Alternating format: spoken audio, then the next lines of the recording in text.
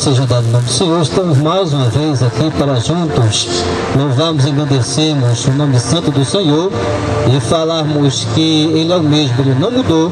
Jesus Cristo, Ele continua salvando, libertando, concedendo vida e vida com abundância. Pregar o Evangelho é uma ordenança de Jesus, não estranhe, porque Ele autorizou todos aqueles que têm recebido Jesus Cristo, que têm aceitado Ele como seu Salvador, que proclamam o Evangelho, para que as pessoas também tenham o mesmo direito de receber a graça, que é um favor merecido, a salvação que Jesus nos concede por causa da sua morte de cruz no Calvário, e por isso que Ele concede salvação, porque Ele morreu por nós, tomando o nosso lugar e dizendo à humanidade: eu sou a resposta para a sua alma, o que você mais anseia aqui na terra, e o que você mais busca aqui na terra, de tantas coisas que esse mundo tem, que chega às nossas vistas e nos faz agradar-se. Mas a salvação, ela não tem comparação com nada que nós possamos imaginar que seja material ou que seja inventado pelo homem. Nada se compara à salvação. É uma coisa preciosa, é uma dádiva de Deus, é um dom de Deus. Não é propriedade de ninguém, não é propriedade de igreja A, B, C ou D, não, é minha propriedade. Só quem pode liberar a salvação é a minha igreja. Não existe isso. No Evangelho, Jesus pregava livremente nas praças, nas ruas. Ele reunia milhares de pessoas e começava ali a anunciar o Evangelho e dizer que Ele é o caminho, a verdade e a vida. Então era dessa forma que era proclamado o Evangelho no passado, e hoje não é diferente. Hoje Jesus autoriza a igreja, como Ele diz na sua palavra: ide por todo mundo e pregar o Evangelho a toda criatura. Aquele que crê e for batizado seria salvo. Então essa era a ordem de Jesus e continua valendo para os nossos dias atuais. Por isso que se chama o Evangelho de boas novas de salvação. Foi necessário que houvesse a morte de Jesus. É por isso que chama-se Novo Testamento. O testamento só é feito quando alguém morre. E no caso, Jesus morreu. Mas diferente da morte natural que nós conhecemos, Jesus ressuscitou.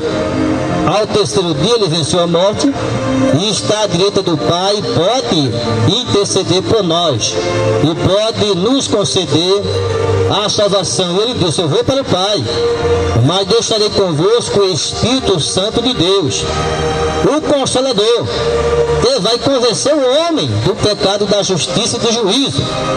Jesus foi para a glória, mas não se espante não com a presença dele nesse local, não se espante não, porque Jesus é onisciente, onipresente e onipotente. Assim como Deus também é onisciente, onipresente e onipotente, assim também como o Espírito Santo é onisciente, onipresente e onipotente. Então Ele está em todos os lugares em que Ele fala a respeito, onde tiver 2 ou 3 reunidos em meu nome, eu estou presente. Então Ele está presente aqui nesse lugar, onde tiver 2 ou 3 reunidos em meu nome, eu estou presente. E Jesus está aqui, queridos. Ele está aqui contemplando a sua vida. Ele sabe o que nós passamos, sabe as nossas fraquezas, sabe as nossas limitações, a nossa tendência na carne de nós buscarmos as coisas do mundo. Ele sabe tudo isso.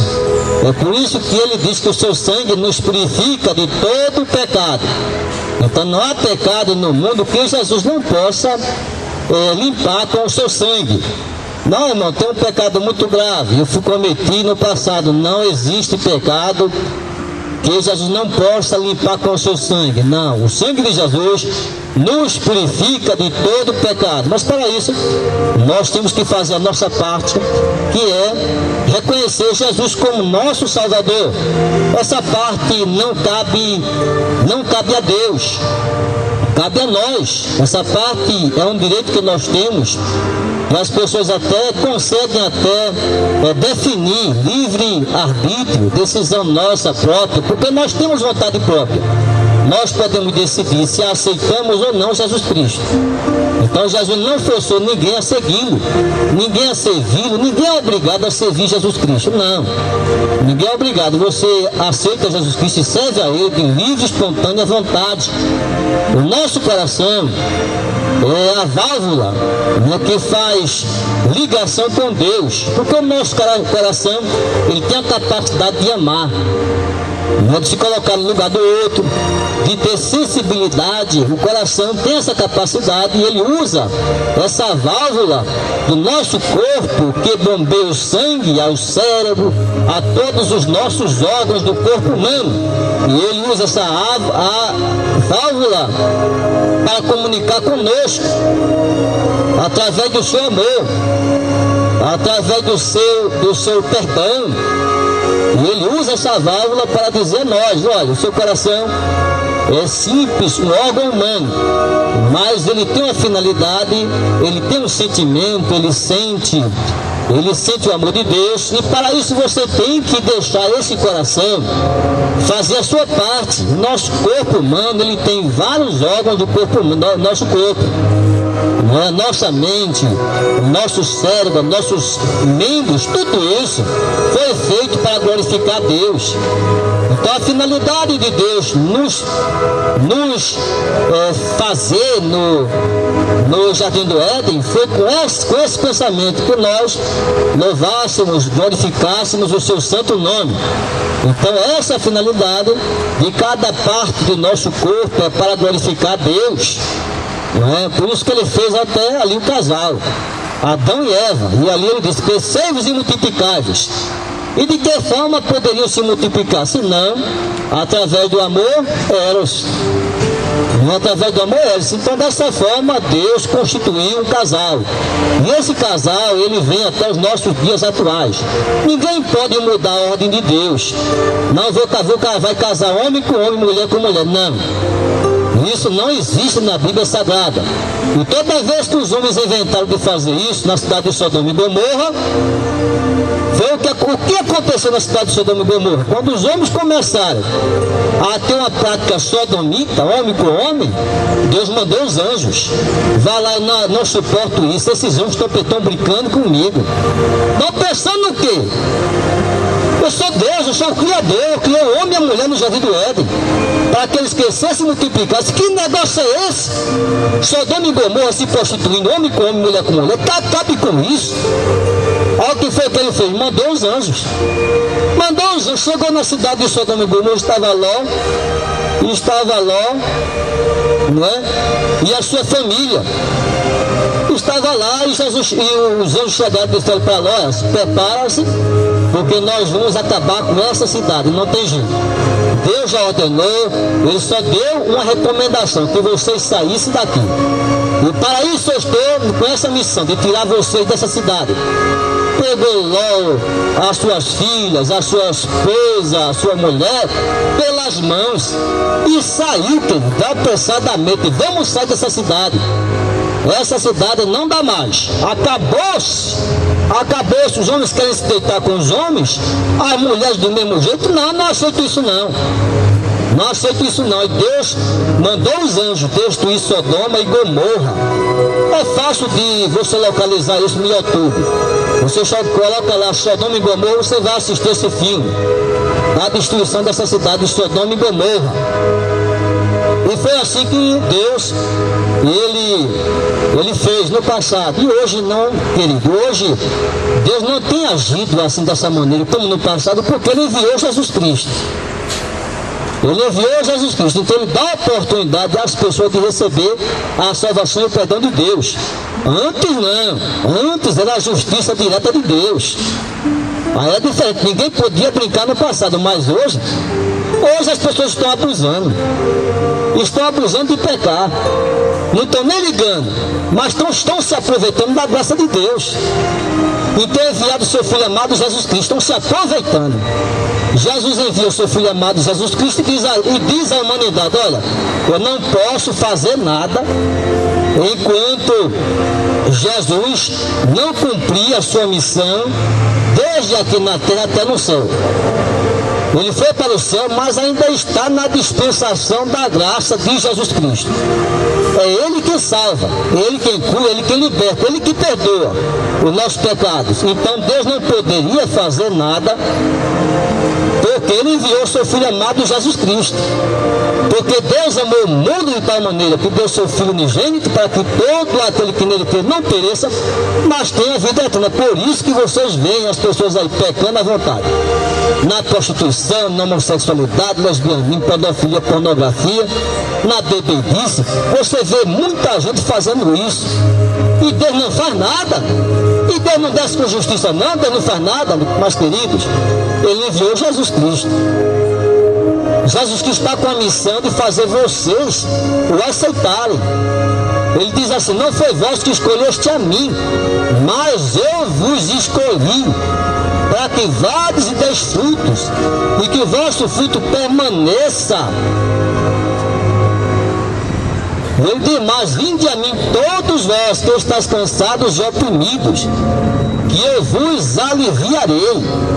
Tomai sobre vós o meu jugo, e aprendei de mim, que sou manso e humilde de coração, e encontrarei descanso para as vossas almas, porque o meu jugo é suave e o meu fardo é leve. Então, Deus enviou Jesus Cristo com a missão de salvar-nos, de nos conceder o perdão de nossos pecados. Glória seja dada ao nome do Senhor. Hoje eu sou muito questionado a respeito de religião.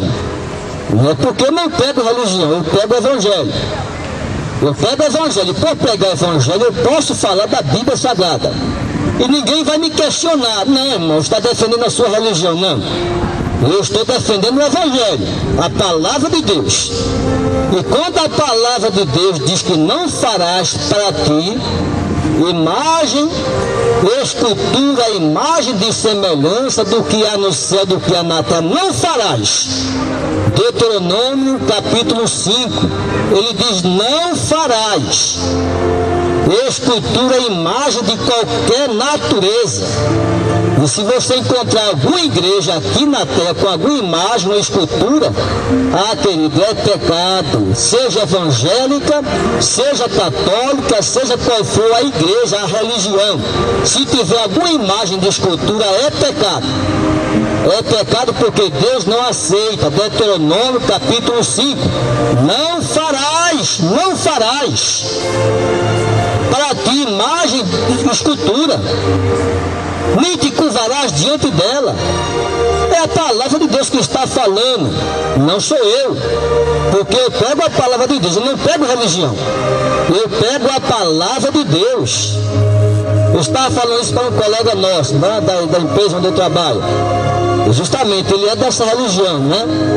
E eu explicando a ele: olha, o que mata essa questão é quando Jesus fala em Deuteronômio capítulo 5, não farás para ti imagem de escultura, não farás.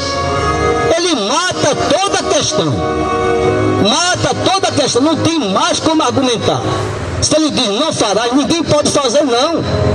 Nenhuma imagem de escultura, nenhum objeto de adoração. Aí vocês veem aí na televisão, na mídia, os líderes religiosos fazendo isso, aquilo, outro. Vem que por esse manto, né, faça isso, rosa não sei de que, ungida, e você vai receber um milagre. Aquela multidão de gente vai. Porque ele faz aquele marketing na televisão, muita gente vai. Vem aqui tomar essa água consagrada. E é muita coisa que inventam para dizer que aquele objeto pode operar um milagre na tua vida. E através do objeto que ele vai pregar o evangelho. Onde é que já se viu isso? Não se pode fazer nada de imagem ou de objeto, nada que se assemelhe às coisas de Deus. Deus não aceita ninguém imitando a sua glória. Esse é Pedro, esse é João, esse é Maria. Ninguém não aceita isso, queridos. Ninguém imitando a sua glória. Deus fez tudo perfeito.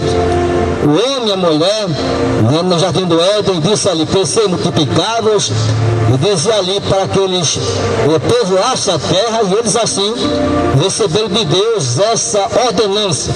Não só foi por causa do pecado de ter comido aquele fruto proibido, né, como as pessoas costumam falar, da árvore da ciência do bem e do mal. Não foi por esse motivo, porque eles já tinham falado, cresceis e multiplicáveis.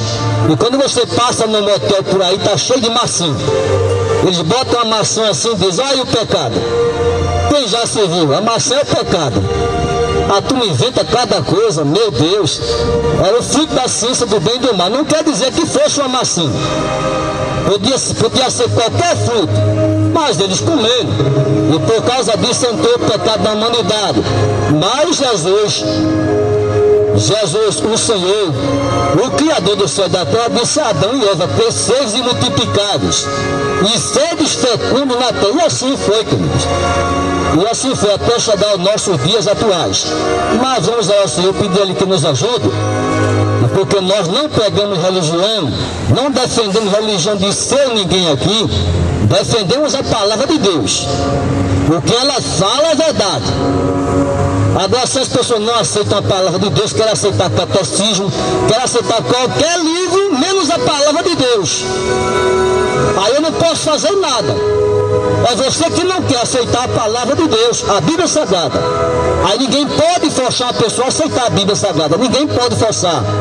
Como é que você vai pegar o evangelho para uma pessoa que não aceita a palavra de Deus? Eu não aceito não, irmão. Não quero saber de evangelho não. Não quero saber da Bíblia não. Como alguém vai pegar o evangelho com uma pessoa dessa? Que não aceita a Bíblia Sagrada. O livro mais antigo do mundo. Não tem livro mais antigo do que esse. Não tem, queridos. Como ele diz, passarão os céus e a terra, mas as minhas palavras não passarão. Você vai passar um dia. Você, seus filhos, a sua família, vai passar um dia. Vai ter que ir embora, mas as palavras de Deus não. Passarão os céus e a terra, mas as palavras de Deus não passarão. Ela vai continuar eternamente. Glória seja dada ao nome do Senhor. Mas é assim, estamos alegres e felizes. Vamos orar ao Senhor, pedir a Ele que nos ajude, para que assim possamos pegar o Evangelho, não religião. Estou falando do Evangelho, não estou falando de religião, eu estou falando do Evangelho, para que ninguém depois queira me questionar a respeito da palavra de Deus, porque a palavra de Deus não tem nada a ver com religião, tem a ver com o Evangelho, porque o Evangelho é poder de Deus para a salvação de todo aquele que crê, não tem nada a ver com religião.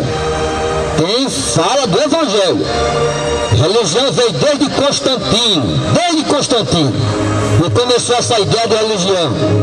Lógico, os apóstolos, Jesus Cristo, discípulos, começaram o Evangelho, fundavam a igreja, mas a igreja que ele se referia não era um templo, não era o templo, querido, eram as pessoas que se reuniam nas casas, e ali eles fundavam a igreja, mas hoje as pessoas para se reunir é necessário que façam um templo, não é assim? Porque se não fizerem um templo, não pode se reunir. É o governo, é a lei do Brasil. É a lei do Brasil, tem que ter o CGC, tem que ter isso, aquilo outro, para que possa funcionar, senão não funciona, não é assim? É a lei. Mas se não fosse necessário nós cumprirmos essa determinação da lei, qualquer igreja na face da terra seria fundada através da pregação do Evangelho, a coisa mais natural do mundo. Onde tiver 2 ou 3 reunidos em meu nome, eu estou presente. E ali se fundava uma igreja. Aonde eu chegasse, se fundava uma igreja. Se estivesse aqui, se juntava 1, 2, 3, 4, 5 aqui nesse local, 10, 15, 20, 100 pessoas, 200 pessoas, 500 pessoas, era uma igreja. É uma igreja, não tem parede, não tem púlpito, tem um púlpito aqui, pronto, já tem um púlpito aqui, já dá para pegar no púlpito. Então é uma igreja, queridos. Onde nós chegamos, a igreja não tem cor, a igreja não tem sexo, a igreja não tem raça, a igreja não tem nada disso, queridos. A igreja é livre. A igreja não é livre, não é propriedade da raça tal, da cor tal, não. Todos participam da igreja do Senhor. Porque ele falou do evangelho para todos, e por todo mundo, e pregar o evangelho a toda criatura. Ele não faz exceção de negro, branco, preto, mulato, rico, pobre, não. Todos podem se reunir e adorar a Deus e receber a Ele, e receber Jesus Cristo como seu Salvador. Todos podem receber Jesus Cristo como seu Salvador. Então a igreja não é propriedade de ninguém. Se alguém chegar aqui na terra e dizer: essa igreja me pertence, ela é minha, mentira. Mentira de Satanás. A igreja não é sua, não. A igreja pertence a Deus. A igreja pertence a Ele, é dele a igreja. Foi Ele que começou o ministério aqui na terra. Jesus Cristo começou a igreja aqui na terra. E a igreja são todas as pessoas que aceitam Jesus Cristo como seu Salvador. Essa é a igreja do Senhor, que confessam Jesus Cristo como seu Salvador. Essa é a igreja do Senhor, espalhada por todos os cantos da terra. Não tem placa, não tem placa denominacional, não tem nada, queridos. A igreja é livre. A igreja é livre. Agora, a nossa parte é aceitar Jesus Cristo como seu Salvador. Como eu disse, a placa da igreja é porque é obrigatório, é obrigação, é a lei. A lei obriga que as igrejas tenham uma placa, um título para registrar o CGC e ali pagar suas obrigações diante do governo. É por isso que existe essa obrigação diante da lei, mas a igreja não tem placa. A igreja não tem placa, a igreja é livre. A igreja, queridos, é formada por todos que aceitam Jesus Cristo como seu Salvador e perseveram em santificação. E que adianta fundar a igreja se as pessoas não perseveram em santificação, estão em pecado? De que adianta fundar a igreja que as pessoas não dão valor à santificação? Sem a qual ninguém verá o Senhor. De que adianta uma igreja dessa? Tem muitas igrejas assim, que aceitam adultério dentro da igreja, aceitam adultério. É fulano se divorciando, casando de novo, e ninguém diz nada, ninguém fala nada. E fica por isso mesmo. Meu Deus, a que ponto nós estamos chegando? A igreja tem que ser santa. Igreja é santa, separada do mundo. Separada do mundo, queridos. Se o mundo quer pecar, a igreja não pode, não tem esse direito de pecar. A igreja não tem o direito de pecar, tem que andar em santificação.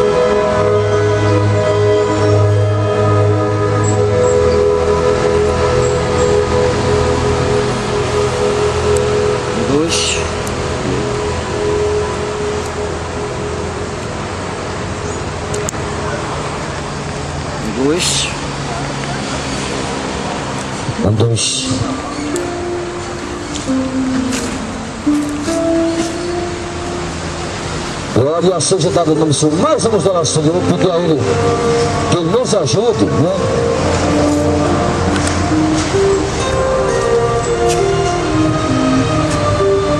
Para que tudo tudo seja feito para a honra e glória do seu santo nome. Senhor nosso Deus, nosso Pai querido, Deus amado, nós te agradecemos, Senhor, por esses momentos que nós iremos passar na tua presença. Ajuda, Senhor, a igreja.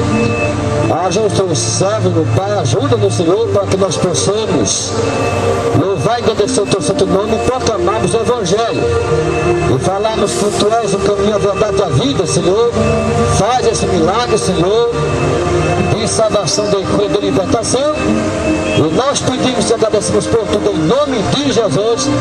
Amém.